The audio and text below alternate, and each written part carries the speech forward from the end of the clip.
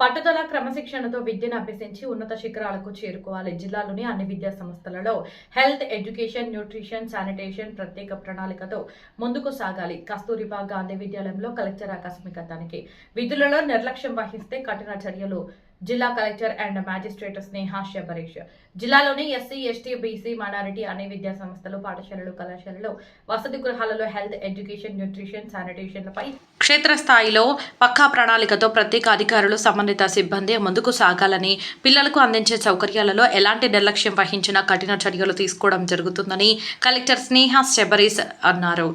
మహబూబాబాద్ జిల్లా కే సముద్రం మండల కేంద్రంలోని కేజీబీవీ కస్తూరిబా గాంధీ విద్యాలయంలో కలెక్టర్ ఆకస్మికంగా తనిఖీ చేశారు. ఈ సందర్భంగా విద్యాలయంలోని స్టోర్ గది, dining hall, kitchen, shed, study room పరిసరాలను పరిశీలించి అనంతరం తరగతి గదులలో విద్యను అభ్యసిస్తున్న విద్యార్థులతో స్వయంగా మాట్లాడి వారికి అందిస్తున్న సౌకర్యాలు, డైట్ మెనూ, తరగతుల వివరాలు అడిగి తెలుసుకున్నారు.